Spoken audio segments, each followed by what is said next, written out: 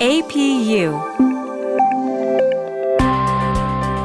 American Public University, is proud to present the following podcast.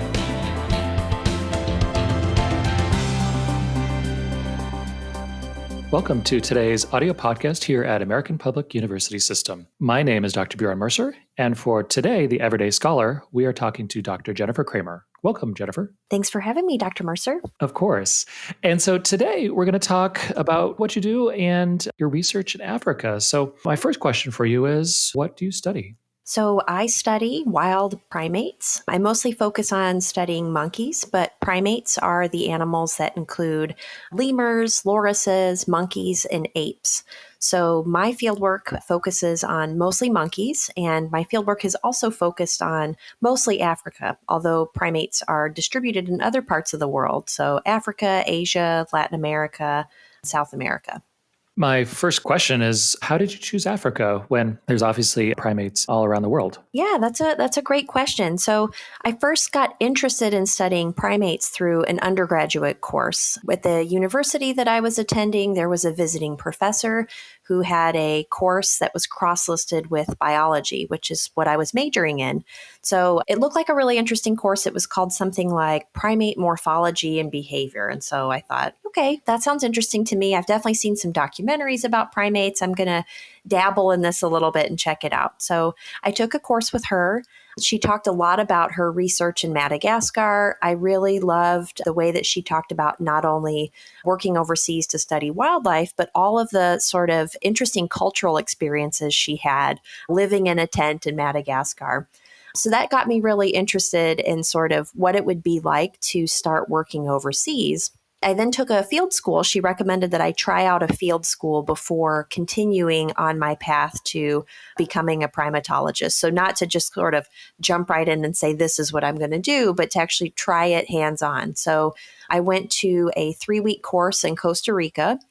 And that was a really eye-opening experience. I discovered that I really loved being muddy in the rain and watching primates with my binoculars, being around people that I hadn't met before, being in a new culture. But I also realized that I liked the primates themselves, but I felt like there might be better primates suited to me, I guess. So these guys, compared to the ones I study now, were a little bit smaller. They're often in trees. They can be really hard to see. So after that experience, I went on to graduate school. And when I was in graduate school, I started looking into sort of other species and sort of some of the research questions I'd be interested in studying. And all of the things I was interested in studying really pointed to not working with New World monkeys like in Latin and South America that I'd just been exposed to at this field school, but in working with Old World monkeys, so those that are in Africa and Asia. And in my graduate programs, I had the opportunity to work with those monkeys that, at least the species I've studied, tend to be more terrestrial, so they're on the ground, they're a bit bigger. Their sort of social soap opera is a little bit easier to see and play out during the day when you're doing your work and observations. And so those interests led me to Africa and getting involved in a project that was headed by my dissertation advisor in Africa for a number of years. Excellent. A question I have to follow up is you talk about field research. And so what is it like to talk to people about your field research, where sometimes people think of research, they think of scientists in these sterile environments having breakthroughs, but you're, as you said, literally in the mud. So what is it like to tell people about your trips that last several weeks and you're in a country where you're not as familiar with the language and the culture is completely different? And especially going to Africa, it's a very different experience. So can you tell people what that's like in a way that they can understand something that they've never experienced like that? Yeah, so it's interesting. I get sort of different reactions about this. So people sometimes say, I wish I got to do that. Like they sort of imagine it's like a vacation, right? So they imagine that I'm sort of in a big truck on a safari and I see lions and giraffes every day and observe my monkeys and then sort of go back and do sort of fun things. And it is really fun to get to go on these trips. I'm super fortunate to be able to do this kind of research, but it's a little bit more like everyday life, right? So there's a lot of logistics challenges like there is in all research, but because of language barriers or just sort of different national norms in terms of getting permits and getting permissions, navigating just really different sort of hierarchical situations can be different. So there's a lot of like logistics and kind of paperwork things that go on behind the scenes. It's not so simple as I just sort of book my ticket and I go there and I do my work. It's months and years of relationship building, getting all the paperwork in place and the permissions in place. So that's one thing I think that a lot of people don't necessarily know about. It's different in that way than just sort of going on a trip that's purely for fun and exploration. Another thing I think actually that makes my work a really nice and unique fit with our student population, our student body, is that a lot of our students have worked overseas in various capacities. So maybe they've been active duty and overseas, maybe they are military affiliated or a military spouse or a military dependent that grew up overseas. So I feel like one of the things that happens for me in our courses compared to when I've taught courses at more kind of traditional non-online places or just even given talks in my local community is a lot of our students know exactly what I'm talking about when I say things like, oh, it was a great field season. The truck only broke down twice. Or this year we had running water for 2 out of the 3 weeks. Our students identify with that and they know exactly what I'm talking about. They know about things like trying to plan months in advance to get the right boots for the conditions that you're going to be in and having backup shoes if something happens to those. Lack of access to easy medical care like what we would have here in the States. If I break a leg in the field, I'm going to have a very different experience than I would here in the US where I just drive to the ER that's only 5 minutes away. So there's a lot of kind of unique challenges about fieldwork that I really enjoy, but the average person sometimes doesn't know all of those pieces that go into it. So those are, I guess, kind of a few examples I would say fit. Excellent. That's great. So, my next question about your research in the field and in Africa, what are some different ethical topics or situations you have to deal with? That's a really good question. Anthropologists have to deal with really complex cultural situations, and planning our research can be a little bit tricky in terms of making sure that our research is ethical and meets ethical guidelines and is considerate of people that we're working with in other cultural contexts. So, for instance, in our Introduction to Anthropology class, we actually talk about this. We review the American Anthropological Association's ethics code. We talk through some different cases. We have students bring in some examples about ethical issues in other cultural contexts that maybe they've experienced or ones that they've read about in the news. So some of the things that I encounter that come up a lot in class and really mirror some situations that students have had, especially those that have been active duty overseas, is how to approach other cultures in a transparent way. So letting them know what your background is, what your credentials are, what your interests are, why you're planning to work in their country, what you'd like to study, what benefits there might be to them, what challenges or issues might come up for them. And some of the logistical pieces that fit with that are being sensitive about differences in language, for instance. So where I mostly work now in the Gambia, there's multiple languages that people use. So I have to work really closely with a multilingual translator that's able to fluidly go between, say, Mandinka and Fulla or Fulla and Wolof in English to make sure that we're communicating really effectively with people when we're out in villages and asking for permission to conduct interviews and letting them know more about our work. Another issue that's come up a couple of times is some of my work focuses on behaviors that are maybe sex dependent. So women versus men or experiences that might pertain more to women versus men. When I'm working, I have a government partner and local collaborators that I work with, and being sensitive to if I'm asking questions about, say, women's behavior, but I'm working with a male translator, thinking about how those answers might differ, and also thinking about the sort of power dynamics behind if I would even be able to hire a woman to work as my translator rather than a man, and sort of how that plays out. So there's a lot of complexities involved there. And one of the things that's just kind of a rolling challenge really is working really closely with local partners to plan the research ahead of time, to talk about what is and isn't appropriate, what is and isn't going to fit well with getting us the information that we want so the project is successful. Or if it's not possible to get the information that we want, if we need to adjust the study to fit basically with what the norms and realities would be on the ground.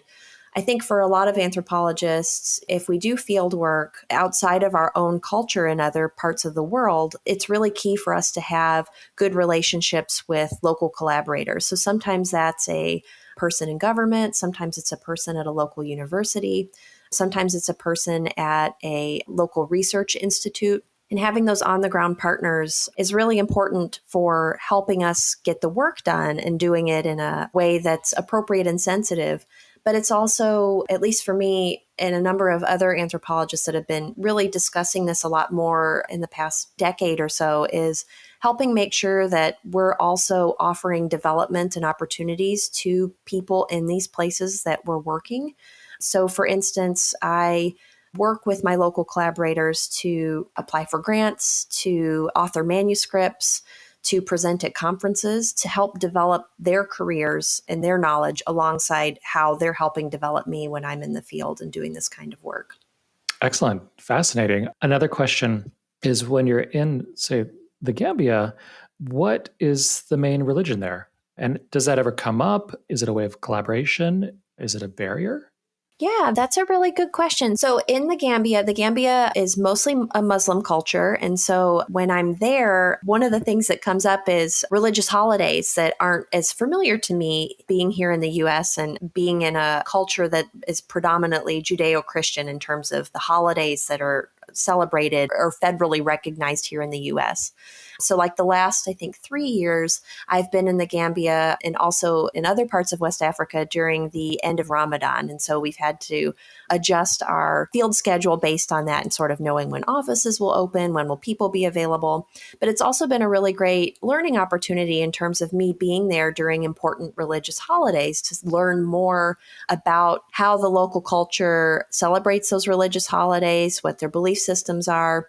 One of the things that's been really eye-opening to me, especially in just the past few years, is that people there tend to be really curious about how Americans, specifically Christian Americans, feel about Muslim people overseas. And so they're really aware of a lot of stereotypes and highly politicized discussions of Christianity and Islam. And so they have questions about that. And so we've had some really good conversations about their stereotypes of American culture, of Christianity, and vice versa. I will say, too, also in class, in teaching our Introduction to Anthropology class, we do cover religion in that class. Religion's a cross-cultural universal. It's something that anthropologists have studied for a really long time. And I've been really fascinated because my experiences in Muslim parts of Africa, West Africa, I guess specifically, have been really different than what students say deployed to the Middle East, also in a part of the world where Islam is practiced widely, have told me about in class. So we've had some really good discussions sort of comparing and contrasting what might be more cultural norms versus religious norms or expectations. And that sort of expanded my thinking about the intersection of culture and religion, and also sort of where they can be separate in terms of interpretation of different norms. Oh, that's very interesting. And I think as far as Americans go, Americans aren't as familiar with Africa at all. And the plurality of religions, from Islam to Christianity to other faiths that we're just not familiar with, is a great unknown. And I'm glad that you said that. The difference between, say, Islam in the Middle East and Islam in Africa, and the cultural norms that are associated with that, because that's truly fascinating. And I think for Americans, they understand that, in Spain, there's people from Spain and they're Catholic. And then if you go over to Greece, there's Greeks who are, say, Greek Orthodox. And if you jump up to Sweden, there's Swedes who are, say, Lutheran. They all know that there's different people, different religions, type of religions. But I think our unfamiliarity with Africa is a detriment, honestly. There's an entire continent that Americans need to get to know. Yeah, it's interesting because, even when I first started going to Africa, and I've worked in countries all over the continent, I really realized how little I know about just African culture and African history. And I say that very broadly in the sense that there are thousands of language groups and cultural groups in Africa. We often frame it as like Africa as a place, a culture, some languages, but it's much more diverse than that. But I realized that in sort of K-12, there was such a Eurocentric focus in terms of learning about government and religion and history that I really didn't know a lot about Africa. So I didn't know about, say, the Boer Wars in South Africa, except maybe a little bit of mention more under the larger topic of British colonialism and there being conflict in parts of Africa based on that. So it's really been eye-opening for me to sit down with people when we are at the campfire at night or when we're on really long drives across the country and learn more about their history, to learn more about their political systems, about how they vote, about what they believe in, about what their norms are in terms of going to school or higher education or starting families. And I think it's been really eye-opening for them, too, to have exposure to an American that keeps coming and has been a regular part of their lives, that each year we sort of keep up with each other's families and changes in our careers and things like that over time. So I think that that's been sort of an unexpected and really wonderful part of the experience for my own development and growth. That is absolutely excellent.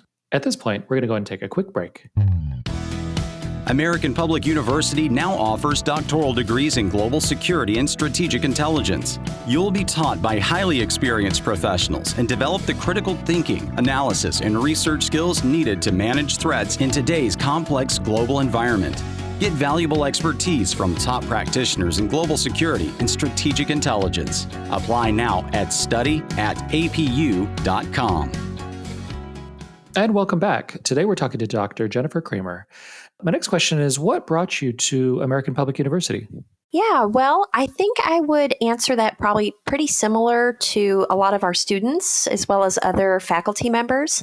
One of the things that really stood out to me was that this was a really great way to get teaching experience and to be in the classroom while balancing my somewhat eclectic and global schedule. So I was in my doctoral program. I was in the last couple of years of it, which meant that I was going back and forth between here and field sites in Africa to work on my research, and also pretty busy with attending national and international conferences.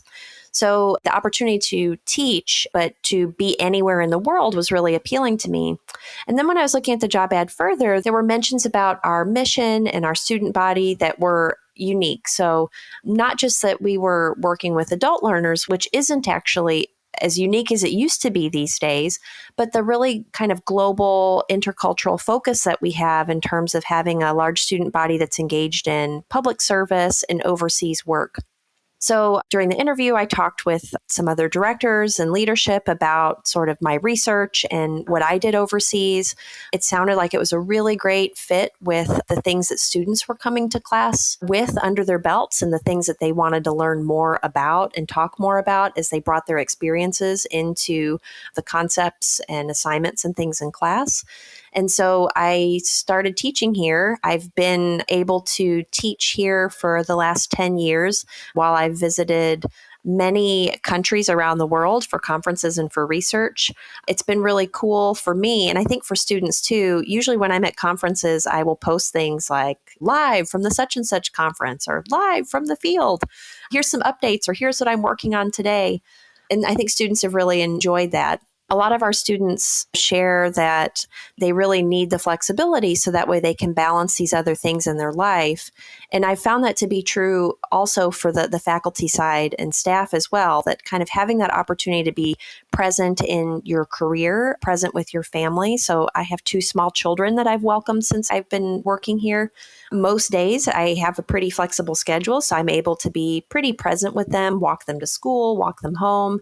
I'm able to still work most days if they're sick, so they're posted up with a book or a show, and I'm able to keep working. So I think our asynchronous environment, at least for me, and I know some students have shared this too, it's actually really allowed me to be more active in my field and in my personal life than I would be if I was in a brick and mortar, synchronous, specific hours desk, like some faculty are at other institutions. So that was something that really drew me to working here. Excellent. I have to completely agree. I've got 3 young kids, and the ability to have this academic job while still being present with the family is wonderful. And I'm curious to see how other institutions in higher ed, if they start going towards this, even traditional ones, where a lot of their courses are online. So a good portion of students today, a percentage of their courses will be online, even if they go to University of Wisconsin at Milwaukee or Arizona State next to me. Very few students take 100% all ground courses. So I guess my last question for you is, for your students, why would you encourage them to look into field research? Not say go into Africa, but what benefits of learning the process of doing field research, and maybe even like the red tape of learning how to do that? How could that help them in their lives and their careers? That's a great question. So, a lot of our students already have in-field experiences. So, they know a lot about what they want to do, or they know a lot about where their skills or knowledge really excels in terms of workplaces or other cultures. So, one of the things I would say is when students are working on particular courses, maybe a new area, like the degree program that they're in, maybe isn't something where they have a lot of experience, it's really important to have hands-on application of what you're learning in the classroom before you dive in both feet. So, for example, I'd mentioned earlier that I took a field course, and this undergraduate professor, who became really a longtime mentor to me, recommended that because I'd been doing well in class, I felt really inspired and interested in this field, that really getting hands-on experience and applying what we learned in class was an important next step before I made long-term time commitments, career commitment, financial commitment to pursuing that field. So when I went to this field course in Costa Rica, it was really helpful for me to see that just because I had learned the species of monkey names, and because I had learned more about the ecosystem in Costa Rica, and because I'd learned a little bit about some of the local cultural norms, that it didn't necessarily prepare me for all of the on-the-fly kinds of decisions I'd have to make. Staying motivated to go out into the forest every day, what to do if I was sick, how to navigate communication gaps or other kinds of issues with folks that I was working with every day, how to stay interested in the project I was working on. So all the students did a small project that could be done across a few weeks. We quickly learned that sometimes the things we thought we could do based on what we'd been learning in class weren't doable in the field for whatever reason. So, for example, if I had been interested in mother-infant behavior and I got to the field and found that maybe there was only one baby born that season or no babies born that season, that would really throw a wrench in my plans to do research. So learning how to, again, on the fly, be able to collect different data or sort of reframe your project idea or communicate with colleagues to figure out ways that you could maybe still collect some data or sort of change course. Those are the kinds of things that in class you don't really get a lot of experience with. So I think that those kinds of things are things that can really only come up outside the classroom. And like you said, that's not to say that folks have to travel very far away to get those kinds of experiences, but finding ways maybe to volunteer in their community or connect with a mentor maybe that's in the field that they're learning about or hoping to go into nearby.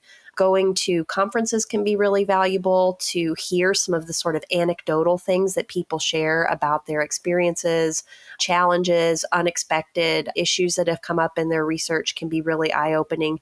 So there's a lot of valuable ways that students can really supplement what they're learning in class, which tends to be much more sort of concise and in a perfect world sort of things, with more of these kind of real world applications. That is a absolutely excellent response. And I really like what you said about learning on the fly. So when you're in the field and you're in a different country, having to really problem solve and do things on the fly is really one of the great things that you said.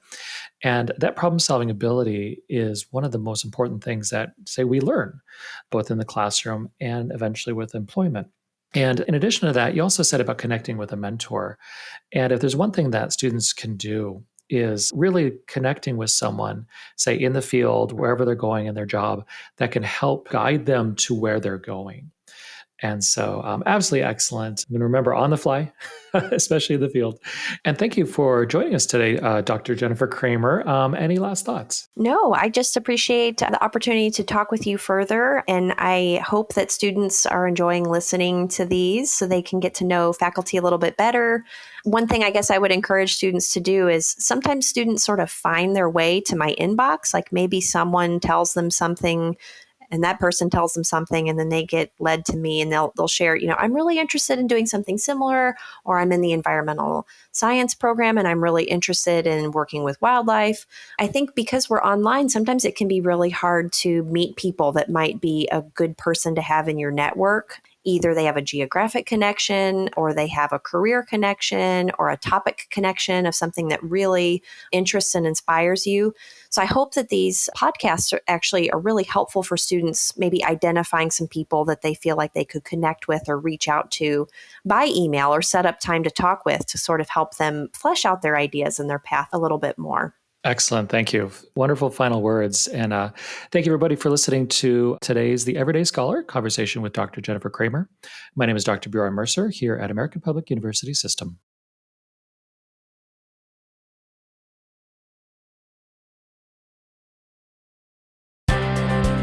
For more information about our university, visit us at study@apu.com.